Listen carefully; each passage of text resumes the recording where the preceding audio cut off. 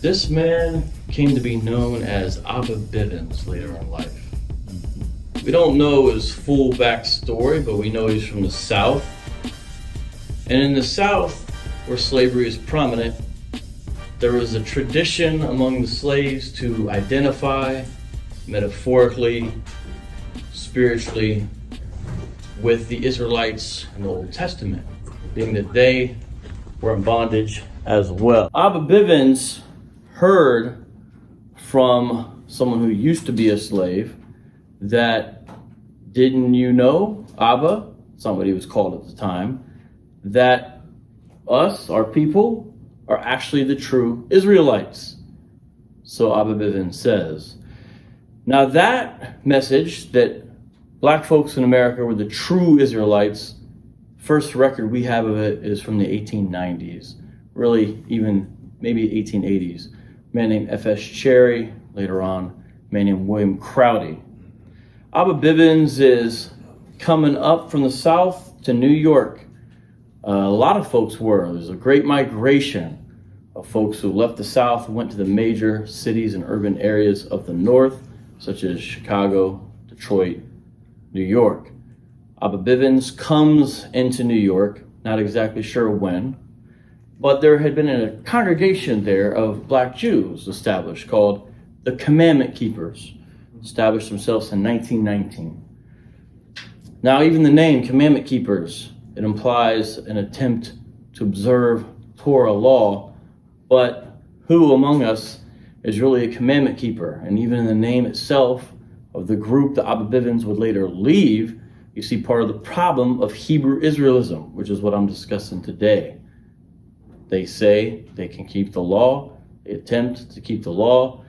A lot of them claim allegiance to Christ as Messiah, Jesus as Messiah, and yet they also have an allegiance to the law as if it's salvific.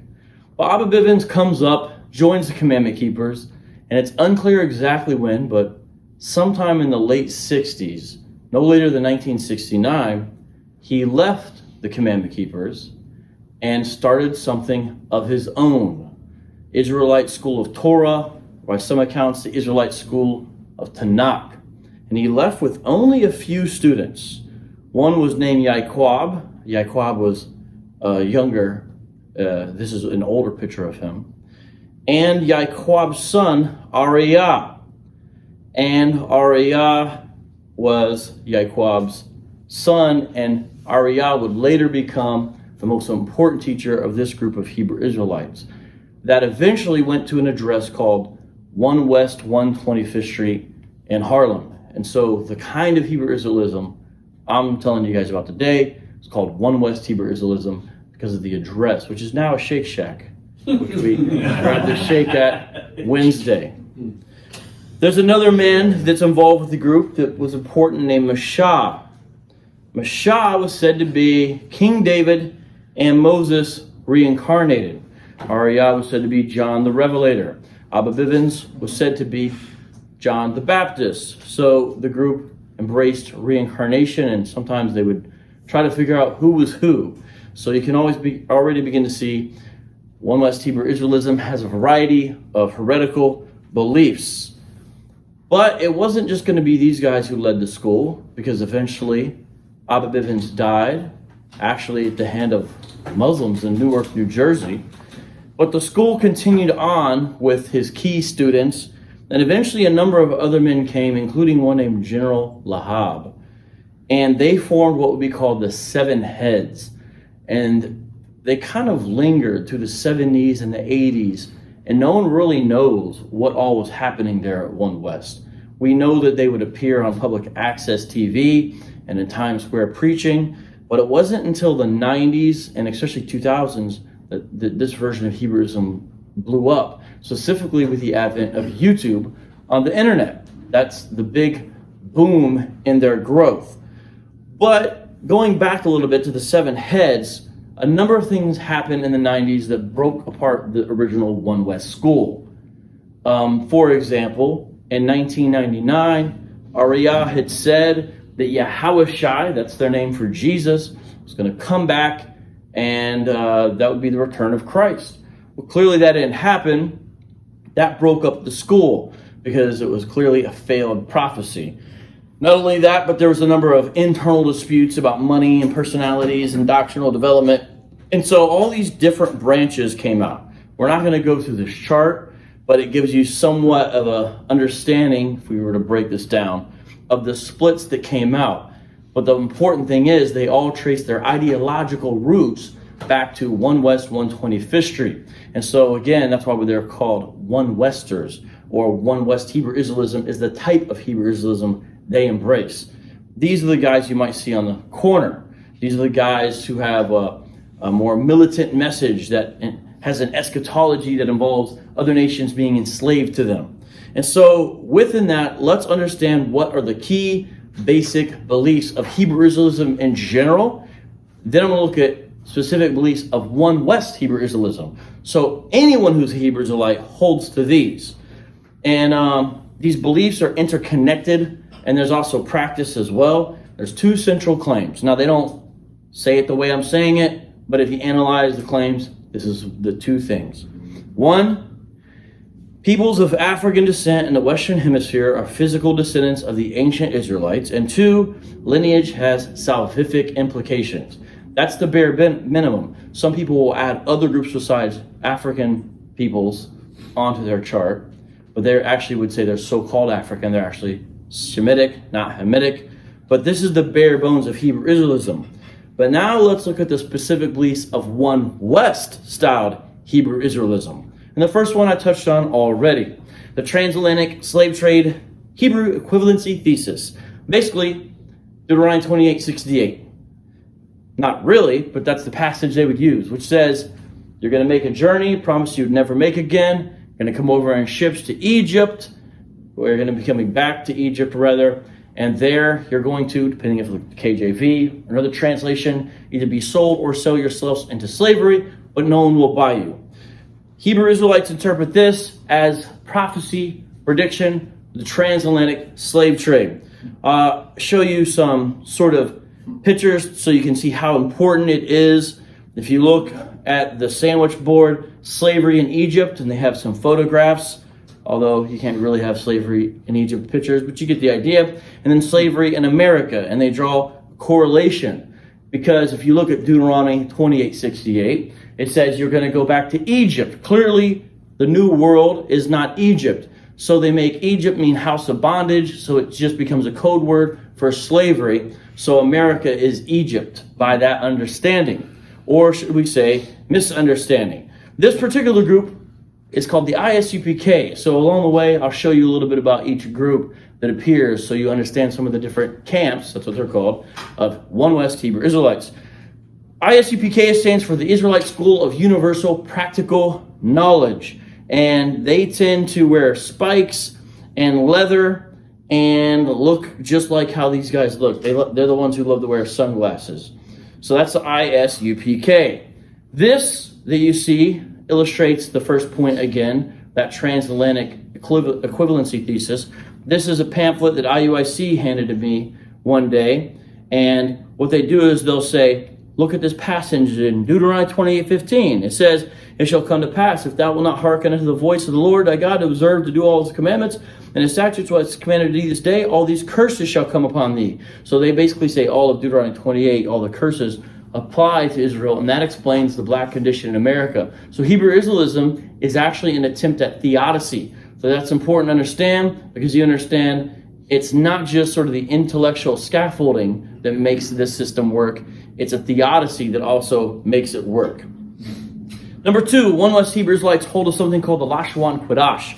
And this is sort of linguistic Gnosticism, wherein they deny modern Hebrew, decrying it as mere Yiddish, and then have their own form of Hebrew, which is simply they take out all the vowel sounds that modern Hebrew would have and say they only make one sound, which is the ah sound, except for the ayin, which they say makes the I sound. And so that's how Joshua, except in Hebrew, becomes Yahweh and Yahweh becomes Yahweh because of that vocalization. Also, if you notice, the names of the men are Riyah, Mashah. Those are Lashon Kodash names. I'll show you a couple. This is the man who invented it, Ariyah. This is him later in life. He is the inventor of Lashawan Kodash, or is he? It's possible he took credit for Abba Bivens' invention, because there's various accounts about how Lashawan Kodash really came about. But there's a chart of it, and you can kind of see how they do it. They like to write in the Paleo-Hebrew script, as if that represents it better, but really they're speculative vocalizations based upon this construction that Arya invented. There's some example in their iconography of their Lashawan Kodash. You see Yahweh Shai, that's supposed to be him, by the way. There's Yahweh Shai again. If you look in between the laser beams coming from his eyes, you'll see Paleo-Hebrew in there. That's another representation of Lashawan Kodash. Another belief is that Christianity equals white Jesus.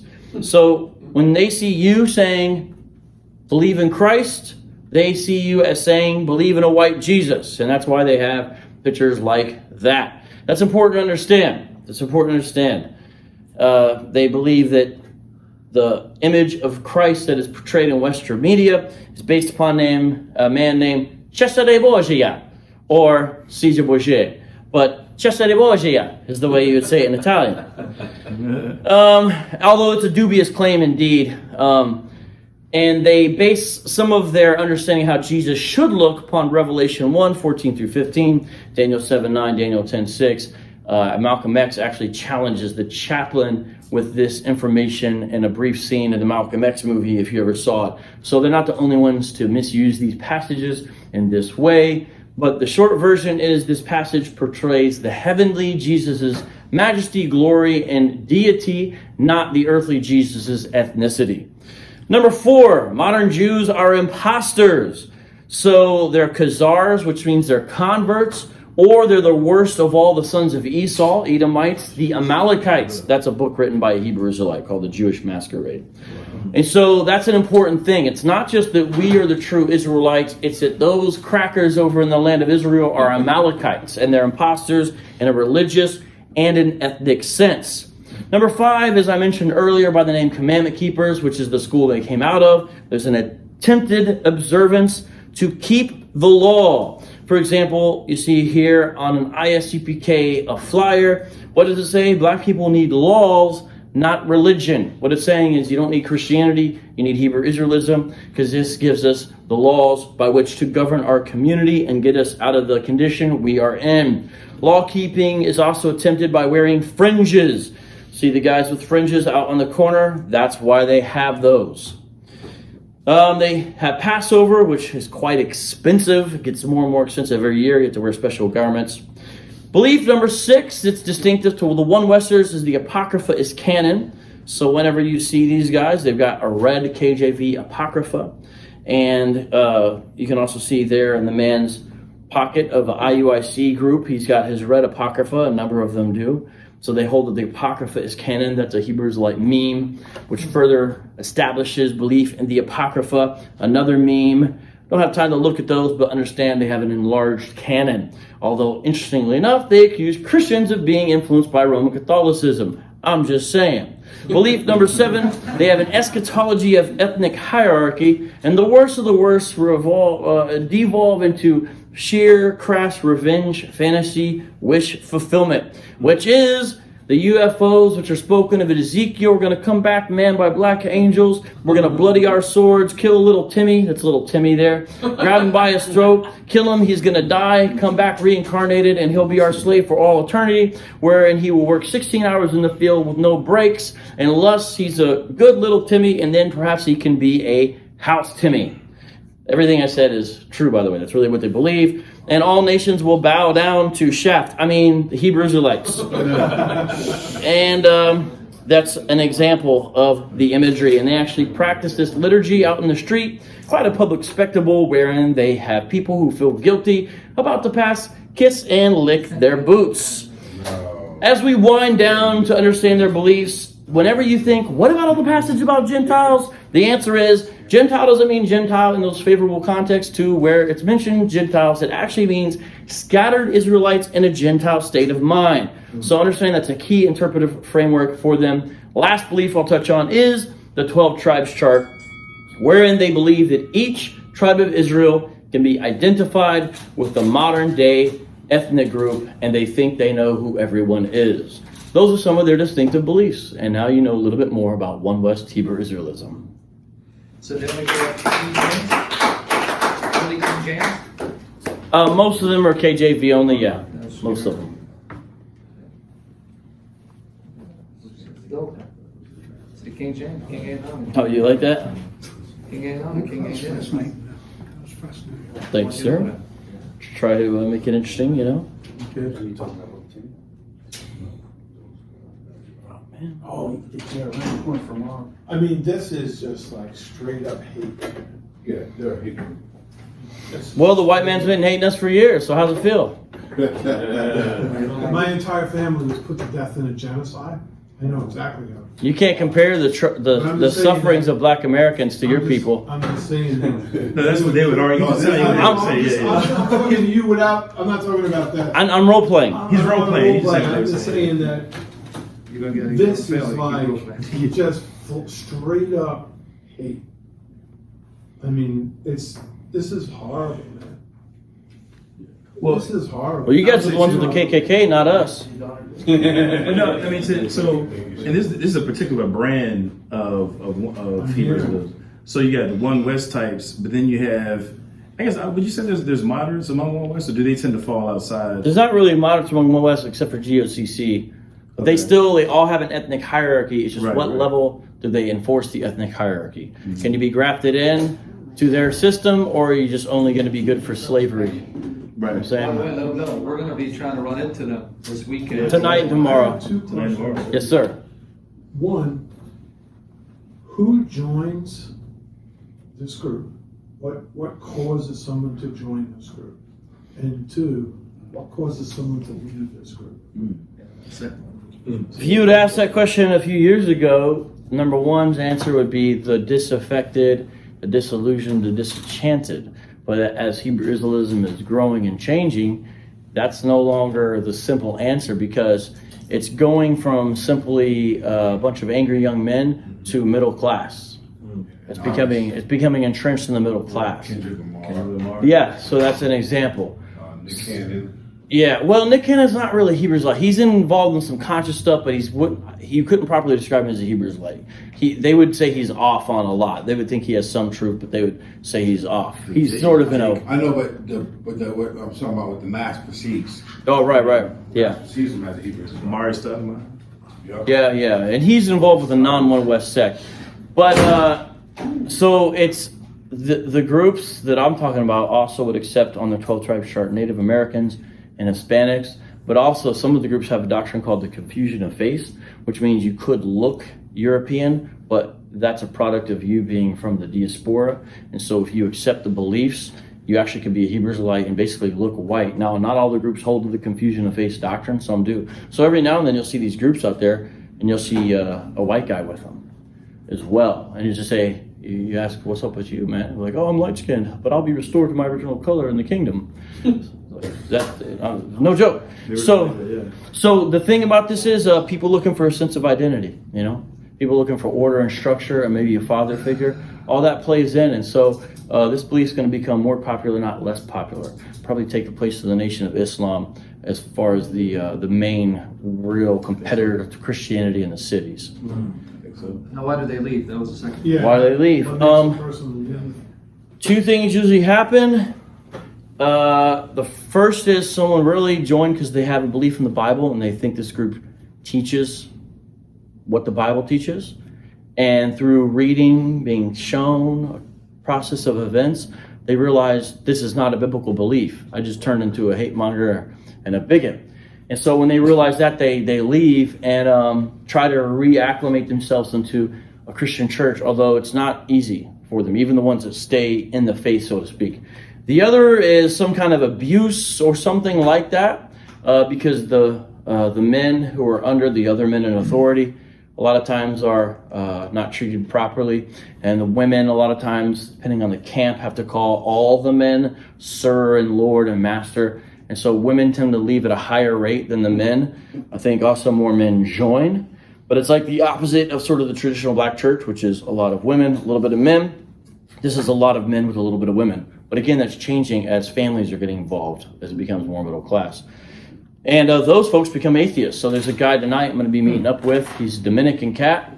And he left, but he's a straight atheist now. He was involved with this thing for 7 years, was a true believer. You can find old pictures of him all suited up. Now he's a straight out atheist. He sounds like a Richard Dawkins clone now. And so we have to argue the basics of the Bible now. So that happens to a lot of them too. They're just like, well, I'm done with the religion. Similar to what you'd see with the Jehovah's Witnesses or Mormons when they leave. Very similar in that. It's like, well, that wasn't the truth.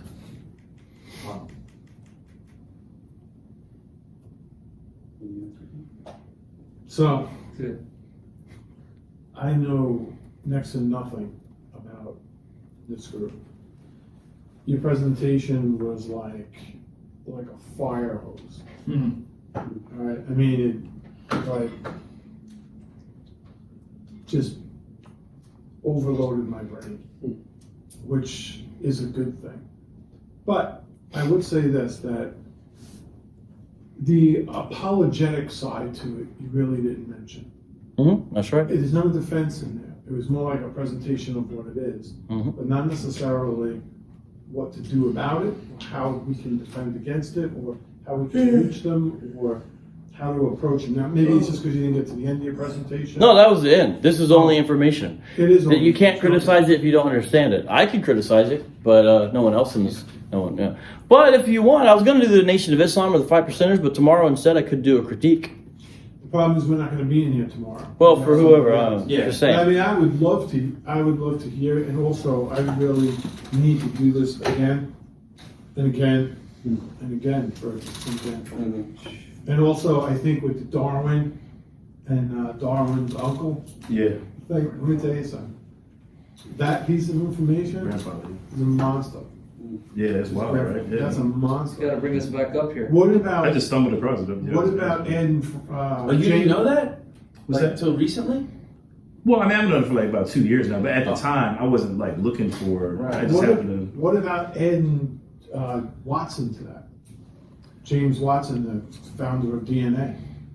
Yeah, like Watson and Crick. Yeah, I mean, Because he really went off the rails, as you know, right? yeah. So it In gets that tough same because- vein. Right. Yeah, well, yeah, a lot of them did, unfortunately. I mean, you could even take it to the Holocaust, because there was certainly a strong Darwinist underpinning to the Holocaust as well, German, And to be honest, I just really haven't. I guess I just haven't like really developed a whole presentation around just that notion. But you have to give me an idea because that's not bad. That would be really interesting. Actually. I hadn't really thought about it. I mean, it seems like Extrapolating that out. It That's a seems good. moving right through science. I agree. And Yeah, I it's agree. amazing. It's like a vein still active. It's not Yeah. even like dead. It's still going. How do Yeah. Not to mention Well, false explain about doctrine. Christianity. Was that? What Hitler did. He I'm was sorry. about It Christianity. did. Yeah, you're right. Yeah. I'm sure you know this. Darwin's The Origin of the Species. The subtitle was The Survival